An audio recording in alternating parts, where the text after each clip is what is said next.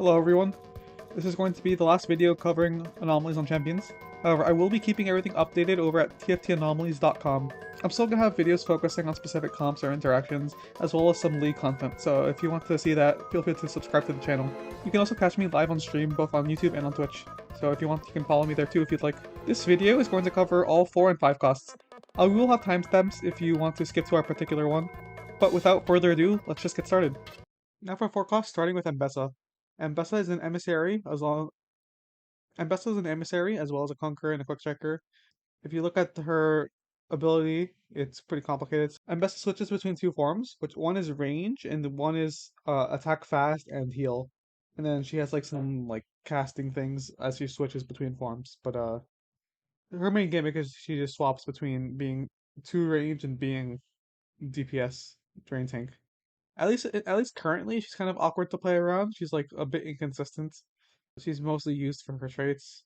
Is not the best main carry, but with balance in the future, she definitely is capable of being so. Invest as a bruiser slash fighter, so you want to give her stuff like Kater Sword stats. Invisibility is really good on her. So she moves around a lot, and she's not innately tanky if she's not in her healing form. You do want to give her a layer of protection, and invisibility is pretty good at doing that, while also giving her a little bit of damage. Comeback story is just damage amp, which is good for her. 1,000 cuts is pretty good because she is a single target unit, and when she's in her attack speed form, she can stock this really quickly on a single enemy. She's not gonna have super high uptime, but like it's pretty good on her, I would say. She has a lot of other things that are good on her because she's pretty like broad, but she's also like not super meta. So right now we don't really know what the best things on her are. She's a good hybrid champion because she has a decent AP scaling while being an AD unit. So stuff like Berserker Rage has a bit of merit. She can also stack strength training pretty quickly if you are playing her in a comp that would benefit from that.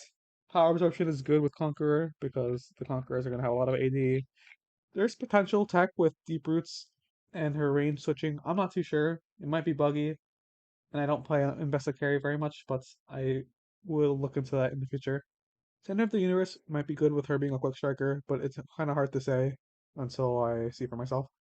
Anything that helps her be more annoying is generally pretty good.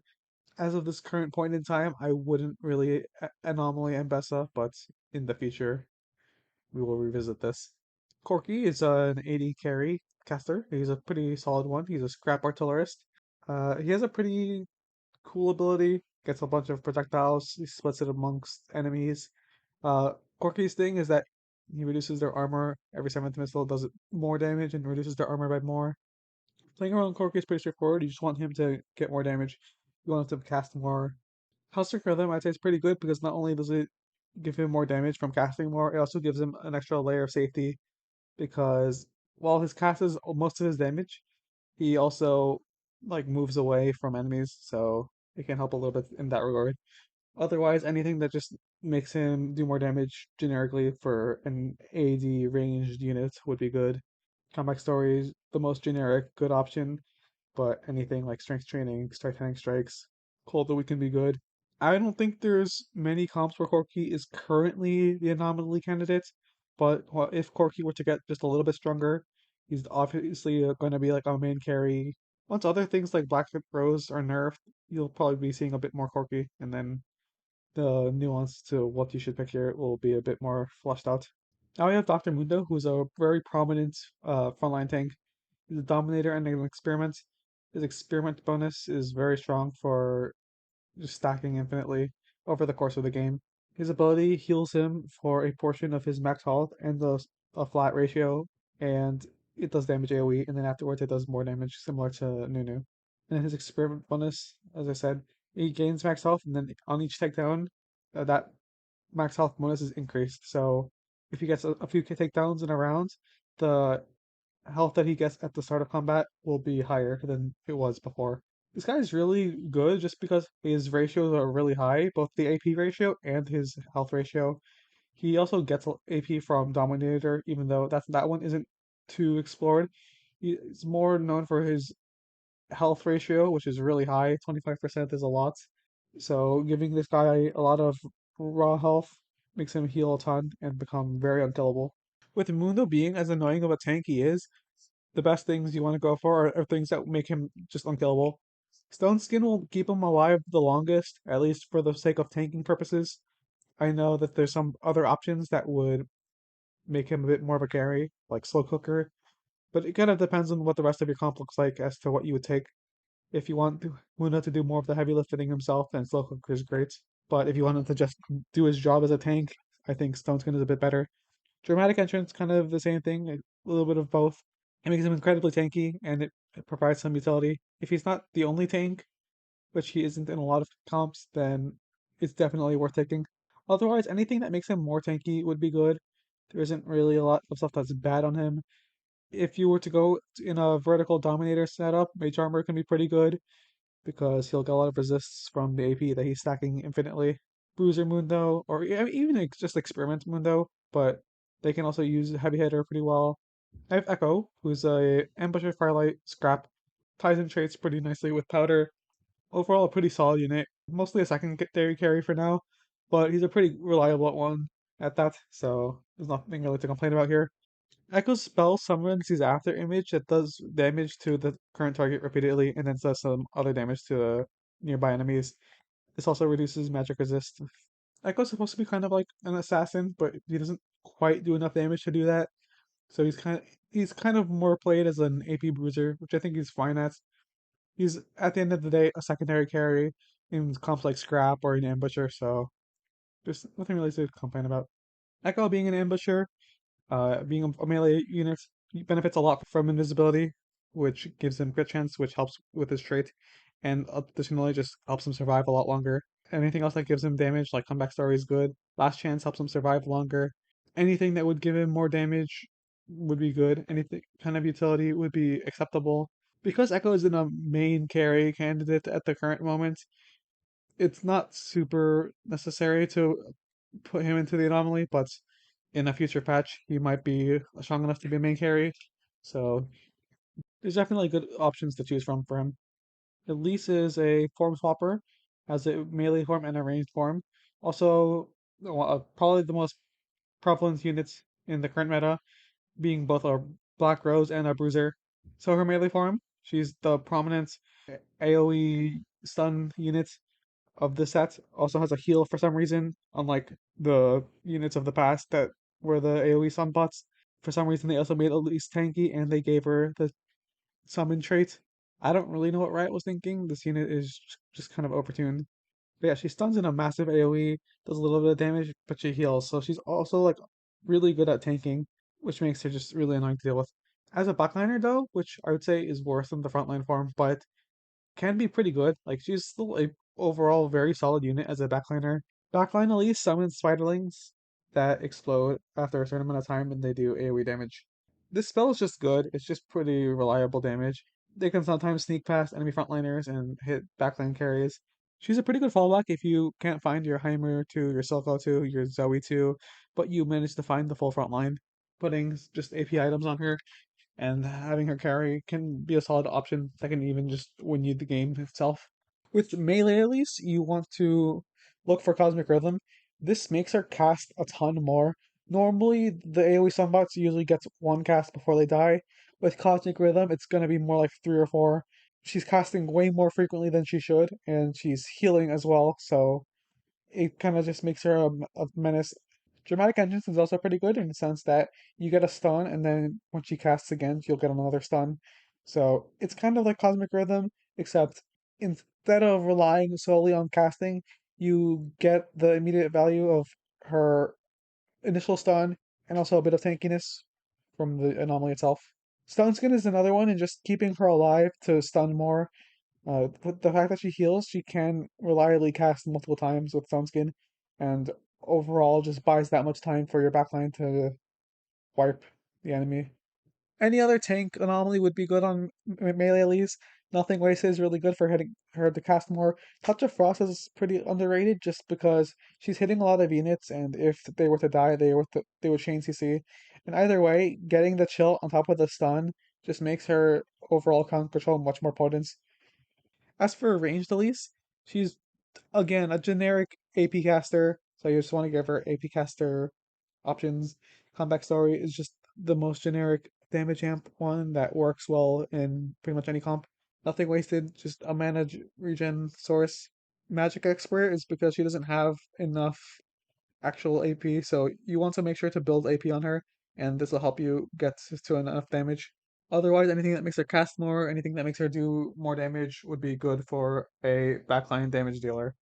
Backline Elise is also a pretty solid user of Touch of Frost.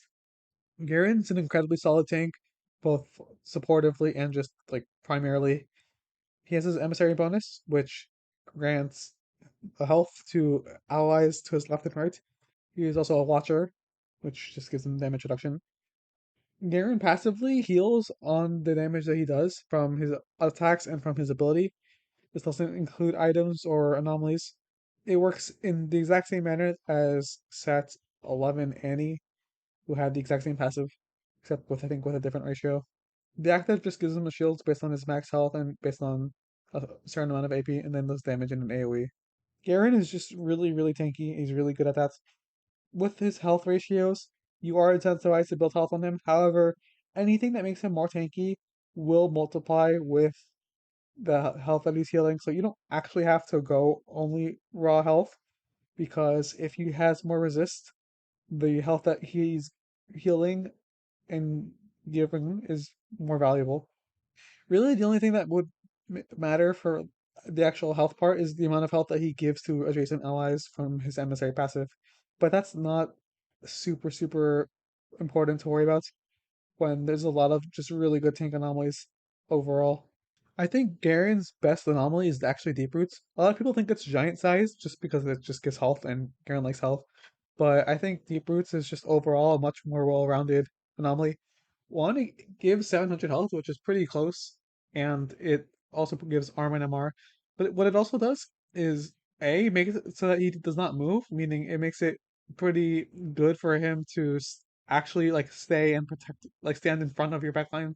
But it also makes him immune to CC, so you're not gonna have to worry about him getting bursted down. He will always be like there and reliable.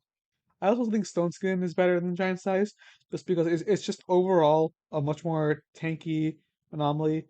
You're getting less health for your allies, but it makes Garen live longer than with Giant Size, so you're gonna have to trust me on this math.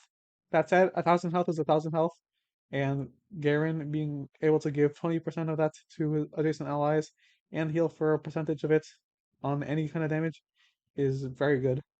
Otherwise, any tank anomaly is good. Garen's a super good tank. You want your front line to live long so that your back line can do damage. Most comps with Garen in it as the main tank will have an anomaly for him. It doesn't really matter that much as long as Garen is able to survive long enough to protect your backline. Next, we have Heimerdinger, who's definitely been a menace throughout the set so far. He's an Academy Visionary, and he does a ton of damage.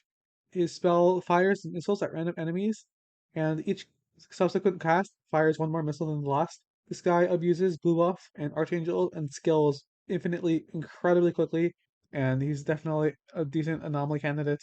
Even then, like with how strong Heimerdinger is, there's a lot of merit to putting an anomaly on the front line because you want to buy time for Heimerdinger anyway. If the front line lives longer, he can scale more and fire more missiles on each cast. So it's not even bad to anomaly the front line. But anomalying Heimerdinger is still like a pretty decent option. Killstreak's incredibly strong because it scales with Visionary, and pretty much one kill will get him to cast again, and this just sets up a chain reaction. If he's on the side of away from the enemy main tank, he just scales super super quickly and actually just one shots the entire enemy team. Nothing wasted is kind of the same thing, except there's a little bit of one, you're waiting on allies to die, which might not happen as fast as with Killstreak, and two, you're wasting a little bit of mana because his mana cost is not very high, so he doesn't need that much mana, so he will end up wasting stuff anyway. Hypervelocity just makes him cast more, which is kind of the same vein as the other two, but it's just a worse version because it doesn't scale with Visionary. Other options are Magic Training. He casts very frequently, and his board is very AP. A lot of it's visionaries, so they don't actually have that much AP innately. So magic training can be very good if you don't have an Archangels. Touch of Frost is also good because he can hit a lot of units. He can also get a lot of kills, and that can set up suns. It's definitely a solid option if you don't want to spend too much gold and you find it. Otherwise, any AP, any damage option is good on him. Though I would focus more on the casting options rather than the raw damage. He doesn't really have problems with raw damage. Illaoi is also a really solid tank. I think a lot of the 4-cost tanks are. I actually think all the 4-cost tanks are really good. Illaoi gains durability and then drains max health from the nearest enemies, and then does damage scaling with her armor and MR. So if you're not vertical sentinel, this isn't gonna do a lot of damage, but that's fine. The drain itself does damage, like you're stealing their max health, so it's pretty good. Illaoi just wants to last longer. She's mostly the primary tank in Vertical Rebel, so in that comp, I think Stone Skin is the best option. If you're running her in 6 Sentinel, Stone Skin becomes a little bit less valuable because you already have a lot of armor magic resist. Overall, it's just the best raw tanky anomaly, and that's what Illaoi wants. It also scales her damage a bit. Not that it matters that much, but I mean, it's kind of relevant. Slime Time is really good because it gives healing when you have a ton of armor and magic resist. It makes the healing much more valuable. It also works during her cast, which gives her damage reduction, so it makes the healing even more valuable. One underrated aspect of Illaoi is to give her healing, because if you do give her healing, she becomes much more tanky than to give her any kind of tanky buff. Otherwise, giving her more health doesn't do as much as giving her healing. Dramatic Entrance is good if she's not your only tank, because it does the same thing it does for every other champion. It gives max health and it stuns, and both effects are very strong. Otherwise, any tank anomaly is good. Deep Roots is good. Anything else that makes her more tanky is good. Silco, I think, is a pretty underrated unit. I think he gets compared to Heimerdinger because you play him right now in the same comp, and Heimerdinger is better at clearing large amounts of enemies, where Silco is more single target focused. However, he has the capability to do a lot of damage, and I think with a couple of tweaks, people can realize that Silco is actually very strong. He's a very good user of the Dominator trait. His ability just does a little bit of damage. He summons these monster on cities, and then these guys, they auto his target and they deal magic damage. It's not visually impactful, but Silco does a lot of single target damage, and he's really, really good at it. I think something that's underappreciated is the fact that if you give him Gunblade and a bit of support tankiness, he can actually be very, very hard to kill on his own. So Silco just wants to cast more to gain Dominator stacks, so I think Nothing Wasted is probably the best option to do that. Combat Story just scales well with the AP that he's gaining. Headhunter, because he's really good at single target, he's really good at getting kills, so anything that makes him cast faster is good. Magic Expert is really good because he multiplies the AP he's getting from Dominator. Kill streak, energy absorption, kind of the similar things to other anomalies. I think Mage Armor is very underrated on him because with Dominator, he has the capability of going infinite. If you give him a Gunblade, it's very likely that he will survive in the late game and can actually just 1v1 whoever's left. Now we have Twitch, who is, I mean, he's a rat and he's very annoying and he sometimes 1v9s and sometimes does absolutely nothing. But yeah, he's a very fun unit. He's an experiment sniper. His experiment bonus just makes him do bonus damage every 5 attacks. His cast itself replaces his next 8 attacks with bolts that pierce through enemies. He gains attack speed and he targets units randomly. Bolts deal reduced damage for hitting multiple enemies. This guy kind of just hits everything. However, there's no guarantee that he's going to kill the correct units, so it's just something to be mindful of. So because Switch targets units randomly with his ability, Dragon Soul actually has a lot of merits because each time he tags a new enemy, he can proc Dragon Soul. I'm not sure if this is truly the best option, but he's definitely the best user of this anomaly. I think strength training is also really good because he scales the units that he's playing with. If he's played with multiple snipers, he's helping them out. It also is probably a better option for scaling his own damage. I think Eagle Eye is like kind of the same thing, except I think strength training scales better in that you get more innate AD, and then by the time Eagle Eye passes strength training, it's probably like 20 seconds into a fight. Meanwhile, strength training also gives AD to the rest of your team. So between the two, I would always go strength training, but either are very good options. Anything else that makes him do more damage as a backline marksman AD unit is good. I think an underrated option is Touch of Frost. This one's underrated on a lot of units. because it's like a CC anomaly. A lot of people don't take it, but Twitch can touch pretty much everyone on his cast. So in theory, this works. However, I don't know how it works coded as with his bolts coded as auto attacks. I would need to test this myself. So if it is viable, I would probably put this like amongst his BIS, but I don't know for sure. Otherwise, anything that fits a marksman type champion would be good on him. Next, we have Vi, who's like a pretty solid bruiser unit. Not a super good main carry, but does a lot of AoE and disruption that is definitely a solid secondary carry. She's most often seen in Pit Fighter comps just because Pit Fighter as a trait is very strong and a lot of the units are very strong. But she herself has not been the main carry in most situations. Her cast gives her a shield and she stuns her current target, and then it does damage, and then she creates a shockwave and hits all enemies within the same row, so dealing damage and knocks them off. This works with the one artifact, Horizon Focus, so it can be pretty good in combination with that. So for BIS, right now I have Cosmic Rhythm, but because she has a shield, I'm pretty sure that's not correct. I'll have to change it later, but I think the shield will keep her mana locked. It might be possible that's still good on her because her mana cost is very high, but I'm not too sure because the shield mana locks her for a bit and it takes a little bit longer for her to actually get the extra casting off. I think more reasonably, invisibility is really good. If you were to Anomaly Vi, you would want her to last longer. You want her to drop aggro so she can survive more, to cast more, and CC more. And I think invisibility is really good at that. Last chance is kind of the same thing. You get her another chance to cast and disrupt the front line. Otherwise, anything that's like pretty good for bruisers or even tanks. Vi isn't like super crazy as a damage dealer, so you can kind of go tank anomalies on her as well, and she'll do okay. Touch of Frost can be pretty good because she hits a lot of units. However, in the current balance state of Vi, I'm probably not considering putting my anomaly onto her. But should Vi main carry become meta, anything bruisery, even tanky, would work well on her. Last but not least, we have Zoe, who's a very annoying unit because she's kind of inconsistent in her ability to carry. However, she does have a lot of damage potential should she get time to do her thing.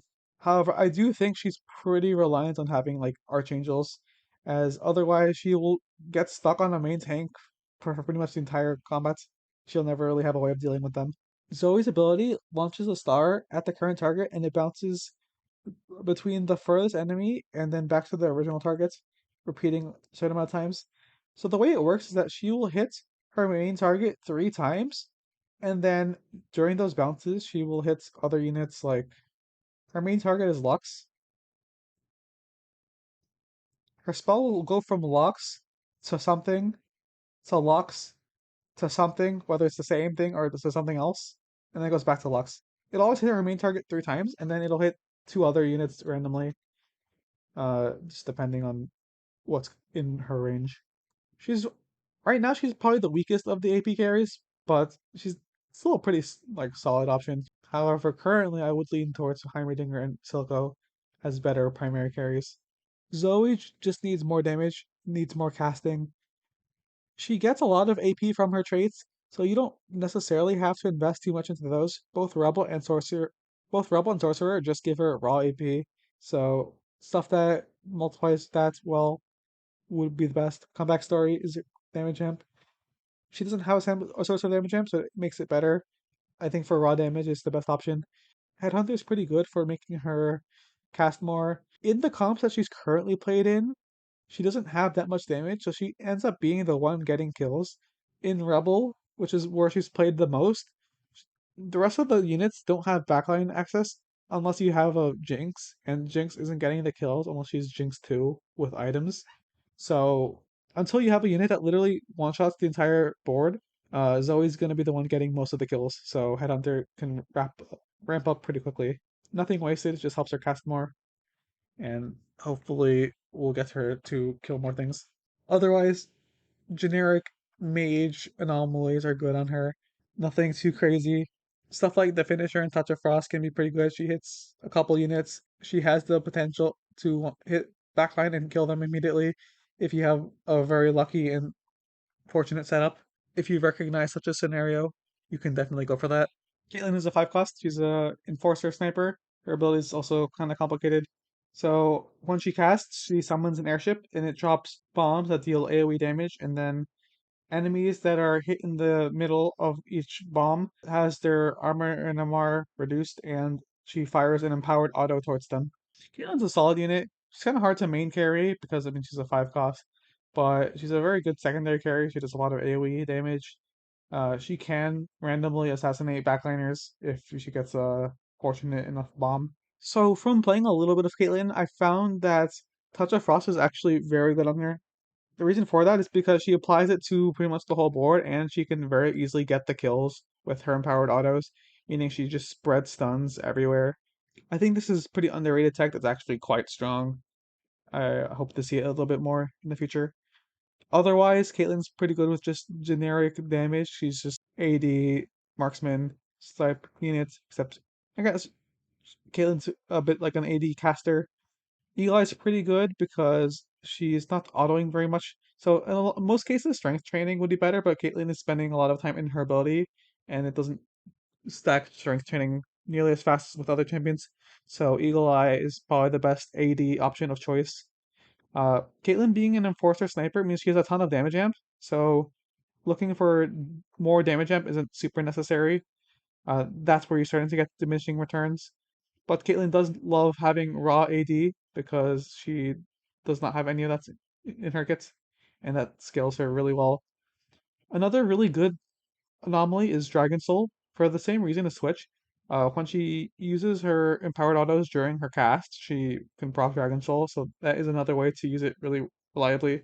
Not sure if it's the best option, but it does help a lot in getting like one shots with the lethal thresholds. Uh, when she casts and she hits them with the epicenter, and then she uses her empowered auto. Usually with Dragon Soul, it's enough to just one shot the unit outright if they're not like a tank. Otherwise, stuff that helps her stay in her cast longer. Is not mana locked during her ability, so if she gets kills, she can just keep like chain casting. It's not like too crazy broken, but it does reduce the downtime that of her not being in her ability, which is when she's weaker.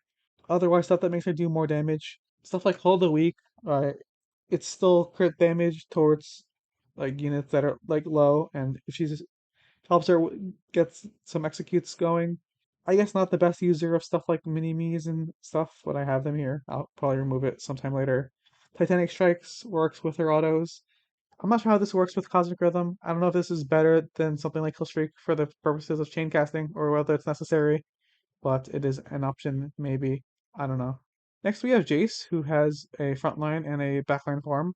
Innately, Jayce is a Academy Swarmfalper.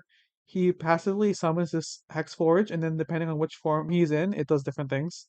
So for melee Jayce, the Hexforge shields, and for ranged form, that gives attack speed for both the nearest three allies. This thing has a health bar. It can die.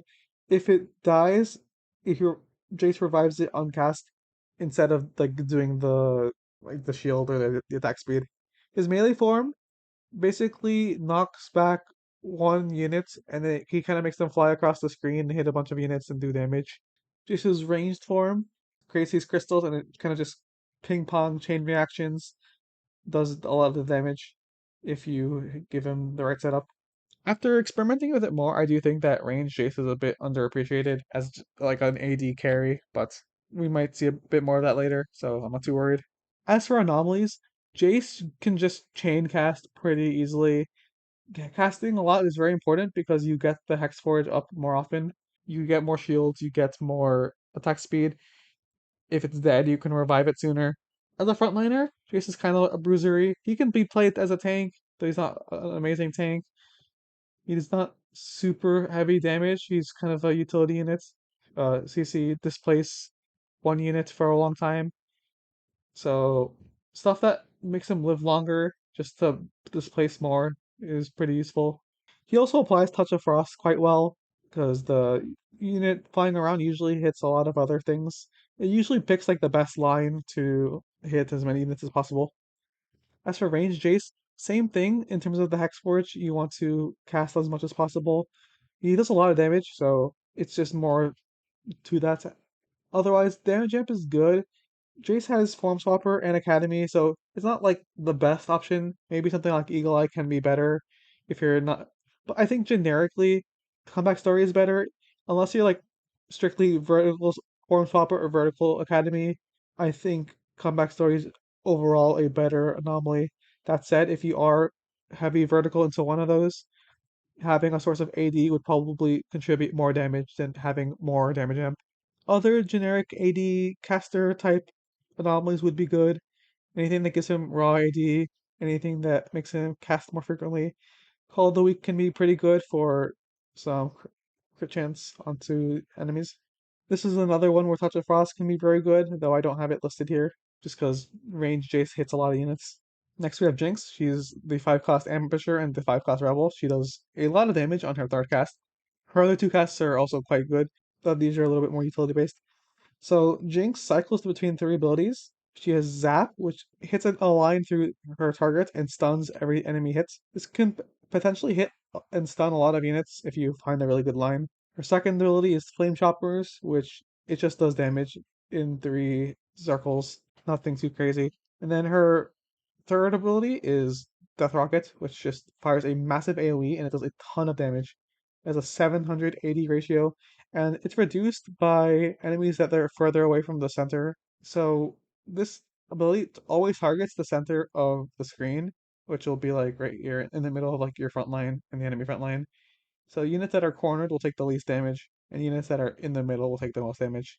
Jinx can do a lot of damage with enough items. If she's 2-starred, she can somewhat reliably one-shot the backline, pretty much regardless of what they are, unless you have like Sentinel or something defensive to protect them.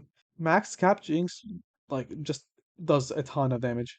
Getting her to that one-shot threshold is probably the most important, so Comeback Story just being the best damage anomaly would be the best thing for that. Call of the Week is pretty good. It synergizes with her crit chance, so, and by the time she gets her third cast, if she's targeting something that's low, she's gonna hit everything anyway. But if it procs right before she casts, she gets her like bonus crit chance, which does more damage.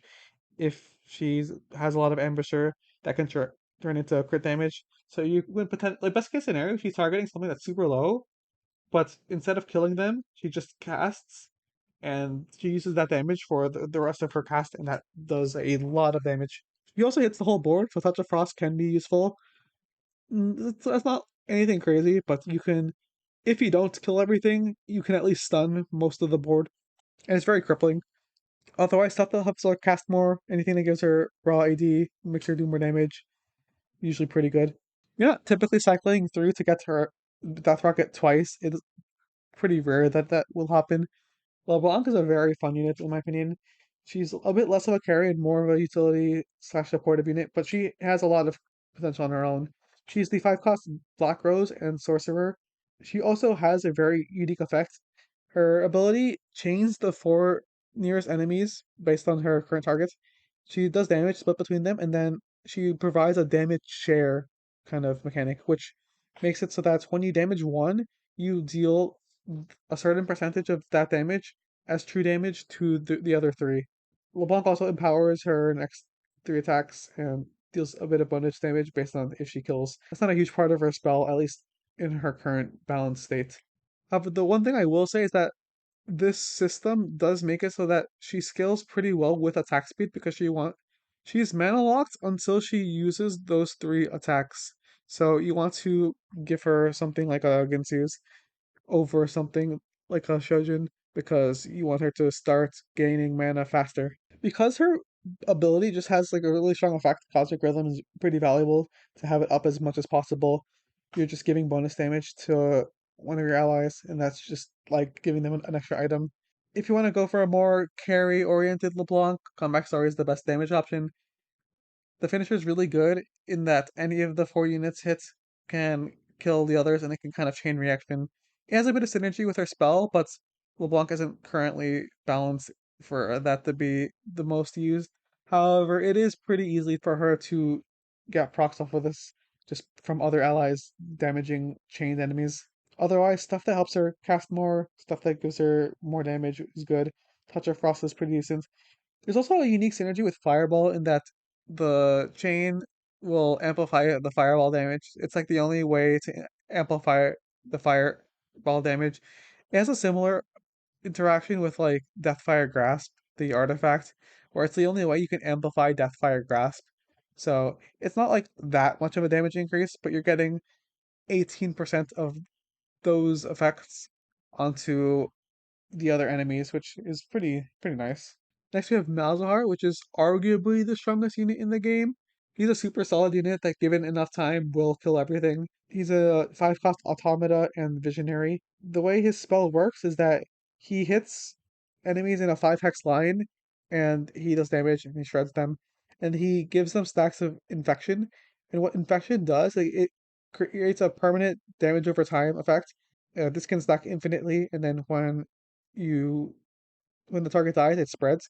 So you're infinitely creating these stacks. Every cast is going to create five stacks, and eventually these stacks are just going to add up and then do permanent ticking damage to everything.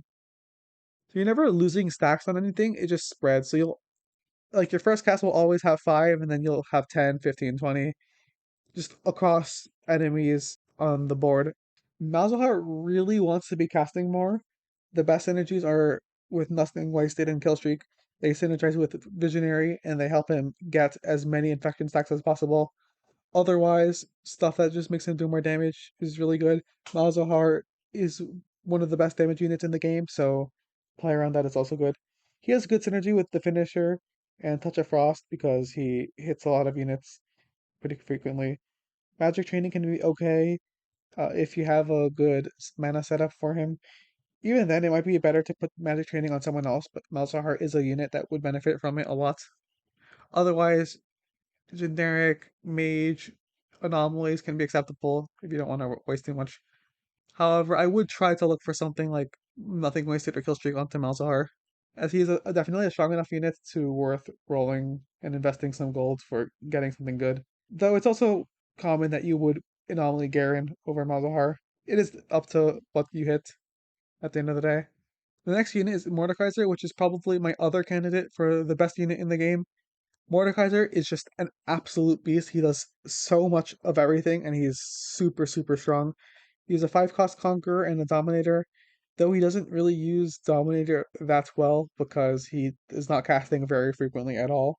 However, he is a very good unit to have in a Dominator comp because he is just that strong.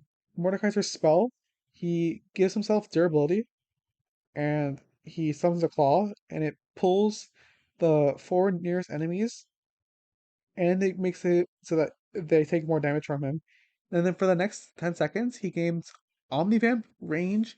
He replaces his auto attack with a AP scaling attack that does damage to enemies within 2 hexes, which is a absolutely massive hitbox to be dealing that kind of damage to. And this guy has a lot of synergy with tons of things, attack speed, AP. So Mordekaiser just wants to live long enough. He will eventually kill everything. I think invisibility is just good for keeping him alive. While there's some other frontliner of yours alive, Mordekaiser will be able to just absolutely wipe the floor with the enemy team. I think otherwise, the comeback story is just very good for damage amp. Legacy of Shurima is really good because it makes him last longer, and he scales well with attack speed, so it's kind of the best of both worlds. Otherwise, anything that makes him do more damage. You can also give him some kind of tanky itemization. He scales alright with those, but I mean, it really doesn't matter. You just need 3 items on Mordekaiser, and he will hard carry your game. Next, we have Rumble, which, while not the strongest, is definitely one of the coolest units. He's a 5 cost Scrap and a 5 cost Sentinel. He also has the Junker King role. You can permanently enhance him with different effects. I don't have the effects here, but his normal ability calls down a rain of 5 missiles. It does damage and it burns. Anything that it doesn't hit, it will give him mana. So he targets his current targets and he hits the whole row. It's pretty good in that if he misses, like, he'll just cast again pretty quickly, so it's not that big of a deal. So if this guy lives a long time, he will do a lot of damage.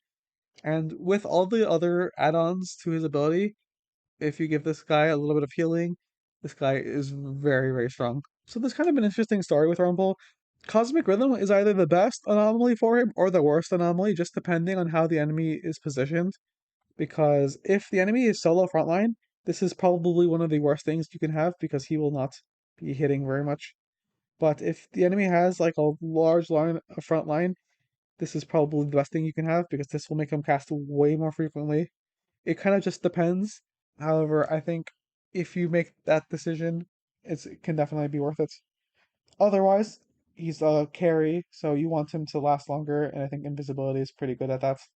Comeback story also makes him do more damage, is also a very safe bet. Anything that makes him last longer, makes him do more damage. He hits a lot of units, so he can use Touch of Frost well. He can use the finisher pretty well with some of his gadgets. He's pretty flexible. I'm not sure how often I would anomaly him, but if you have a rumble early, it is worth considering at the very least, depending on what your other setup is. He definitely scales really, really well with all his gadgets. And finally, we have Sevika. Sevika is a pretty cool unit.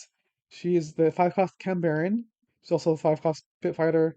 Sevika plays kind of like an assassin. All her spells are revolving around just killing her current targets in different forms. She also has the High Roller trait, which interacts with her abilities, but it basically just gives her modifications as she casts. She gets durability while she's casting. It doesn't last that long, but it's pretty good so that you can at least see what the role is, and it's pretty nice.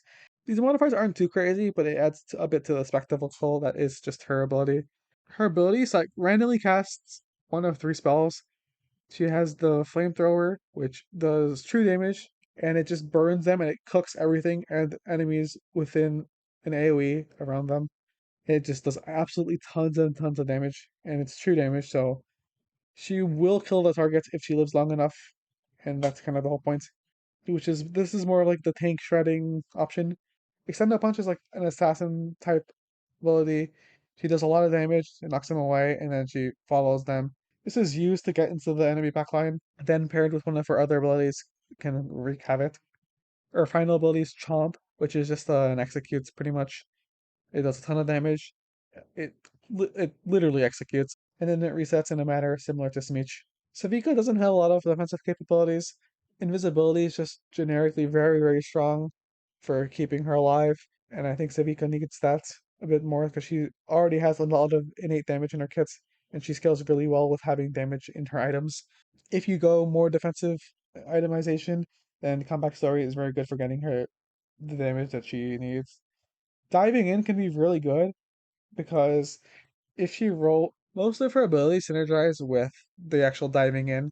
If she rolls flamethrower, she can almost immediately one shot the backline. Otherwise, if she gets chomp, she can potentially also one shot a couple backliners. So it works out pretty well. The stats are also pretty nice for her, at the very least to live a bit longer. Otherwise, stuff that helps her cast more, stuff that makes her do more damage, stuff that gives her AD, all the usual stuff good for her. She's 80 bruiser, 80 assassin type unit, so you want to look for stuff like that.